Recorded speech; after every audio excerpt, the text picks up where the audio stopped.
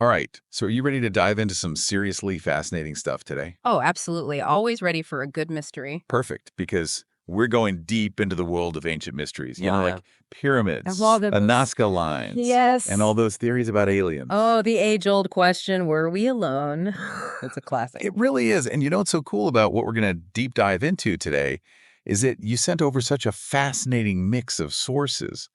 We've got articles that are debunking alien theories, so Yeah. really in-depth looks into those ancient Sumerian texts, Mhm. even some popular books about all those conspiracy theories. It's fascinating, isn't it? How all these different perspectives, they all kind of converge on this single human impulse, this need to understand, find meaning in the face of what seems impossible. It's like we're programmed to search for answers, right? Especially when we're faced with something as mind-boggling as, the pyramids or those Absolutely. enigmatic Nazca lines. You hit the nail on the head. That's what makes this deep dive so compelling. We're not just dissecting these theories, right? We're exploring the very nature of human curiosity, like how it shapes our understanding of the past. I love that. So to kick things off, let's tackle that Discover magazine article that you flagged. It raises a really critical point about the historical baggage that kind of comes with some of these ancient alien theories. It's so important to acknowledge that right from the start. The article highlights how these theories, especially those rooted in hyperdiffusionism, have been kind of intertwined with racist ideologies. Yeah, and for those who haven't come across that term, hyperdiffusionism basically suggests that all those major cultural advancements, they all come from a single source and then spread outwards. And, in this context, was often used to diminish the ingenuity and accomplishments of non-European cultures. Exactly. It's like saying that, for instance, the pyramids of Egypt couldn't possibly have been built by the Egyptians themselves. Instead, they'd attribute their construction to some lost advanced civilization like Atlantis or even extraterrestrials. It's denying the achievements of the very people who created those wonders. It's a really stark reminder that we have to be aware of the historical and social context surrounding these theories Hmm. and always, critically assess the motivations behind them. Absolutely. Now, with that context laid out, let's dive into the heart of it all, the popular theories themselves. The books you provided, they seem to really zero in on that how behind these ancient wonders, the sheer scale of the pyramids, the precision of those Nazca lines, things that seem to defy conventional explanation. Right. It's like, how did these ancient civilizations with what we assume was limited technology achieve such feats? Like, were they really capable of moving those massive skeins, creating those intricate designs, aligning structures with like pinpoint accuracy? Enter the ancient astronaut theorists. Yeah. Right. They propose that ancient civilizations simply couldn't have possessed that knowledge or the technology without a helping hand from, shall we say, more advanced beings. And it's not just the how that sparks these theories, right? Oh, It's the yeah. why, like those Nazca lines. Yeah. They're only truly visible from the air. Why create something so massive and intricate if you can't even appreciate it from the ground? Exactly. And that's where Erich von Däniken comes in. He's a central figure in that whole ancient astronaut theory, his book, Chariots of the Gods. It really propelled those ideas into the mainstream. Oh, yeah, for sure. He argued that those Nazca lines, they could only have been created as landing strips Okay. for alien spacecraft. Landing strips for alien spaceships. That's quite the image. But wasn't there another theory about the Nazca lines? Something involving like hot air balloons? Yes. Jim Woodman, he proposed a counter theory, suggesting that the Nazca people could have used hot air balloons, not just to view the lines, but maybe even as a guide during their creation. He even did this experiment using materials and techniques available to the Nazca, demonstrating it was at least possible, though quite risky, I might add. Wow. So we have two very different interpretations of the same evidence, right? Yeah. One pointing towards advanced alien tech and the other highlighting incredible human ingenuity. It's like a perfect illustration of how our own perspectives and, what we already believe can influence how we see the past. It's a good reminder that with history, rarely is there just one definitive answer. We're always piecing together these fragments of evidence, and they can be interpreted in so many ways. This is why I love these deep dives. We're not just learning about the past, Yeah. but also ourselves, Absolutely. how we think, how we interpret information, and how we create narratives about the world. It adds another layer to this whole discussion. Sumerian mythology and those mysterious Anunnaki. Ah, the Anunnaki, figures from those ancient Sumerian texts that have really captured people's imaginations, especially those looking for evidence of extraterrestrials in our history. Okay, so for anyone just tuning into this deep dive, who exactly are the Anunnaki?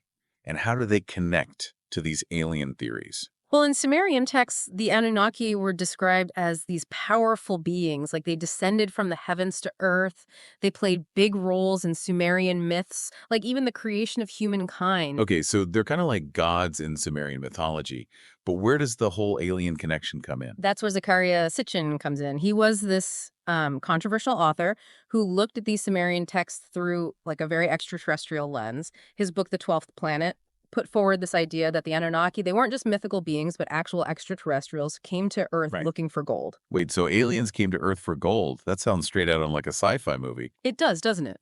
But Sitchin argued that the Anunnaki, they went even further. He claimed they genetically engineered humans to be their workforce, basically creating us to mine gold for them. Hold on, you're saying humans are like alien engineered mining slaves?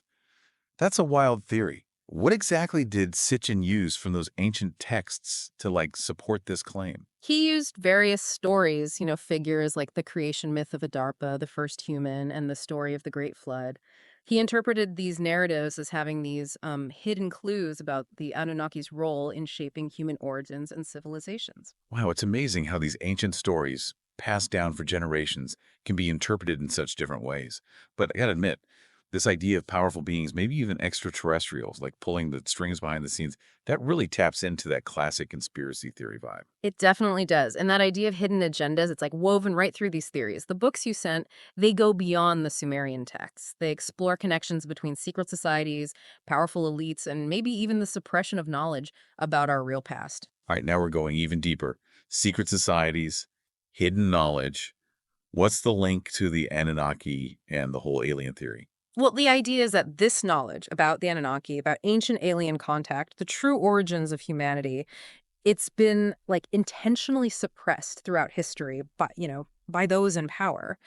The fear is that revealing this information, it would disrupt the status quo, challenge those established institutions, and maybe even lead to chaos. So we've got secret societies guarding ancient secrets, powerful elites manipulating history, maybe even the government covering up evidence of alien contacts, like layers upon layers of conspiracy. But what about the pyramids and the Nazca lines? Where do they fit into this whole hidden knowledge narrative? Well, some theorists believe these sites hold clues, like a form of communication, a message left behind by ancient civilizations or even extraterrestrials. So it's not just about the structures themselves, but what they might represent, the secrets they might hold. What kind of message could be embedded in the pyramids or those Nazca lines? There are a few interpretations. Some believe they were designed to align with certain celestial events, like a astronomical calendar, or an observatory. The argument is that this knowledge was either passed down from advanced extraterrestrials or inherited from a lost civilization, one that understood the cosmos in ways we're just, rediscovering. So these ancient sites are like giant cosmic maps, right? Yeah. They're encoding knowledge of the universe for anyone who can decipher them. Exactly. Others think these sites weren't just observatories, but energy conduits, tapping into unseen forces, harnessing cosmic energy. They point to the precise alignments, geometric patterns, the specific materials as evidence of this advanced knowledge. It's like those ancient civilizations were somehow plugged into the energy grid of the universe. But, gotta be honest, this is where things get super speculative, right? Of course. We're dealing with interpretations and theories, not concrete evidence.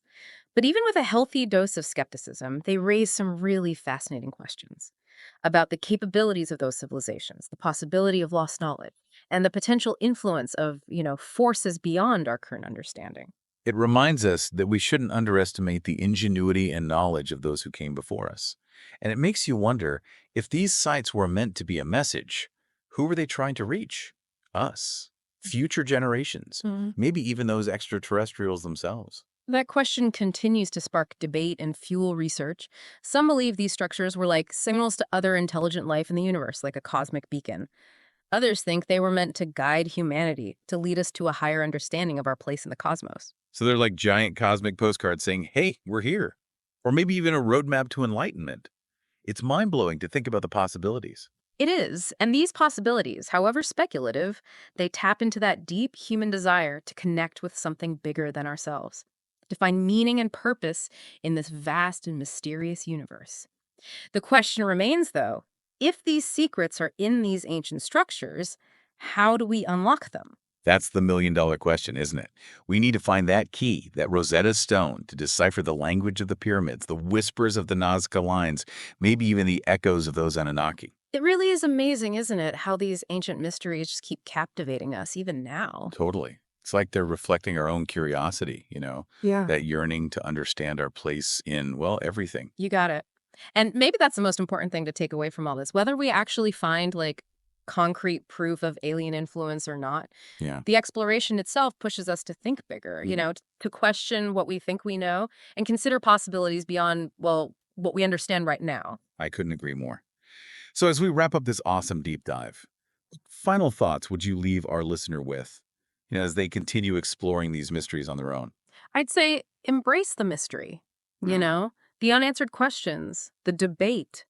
The beauty of these ancient mysteries, it's not just in finding the answers, but the journey of discovery. That's a great point. It's like we're all part of this giant detective story, right? Hmm. Putting together the clues, exploring different interpretations, and in the end, contributing to our, I guess, our shared understanding of the past. Exactly. And who knows, maybe someday new discoveries will shed light on these mysteries, maybe confirm some theories, debunk others, and probably spark even more questions. It's like the exploration never really ends.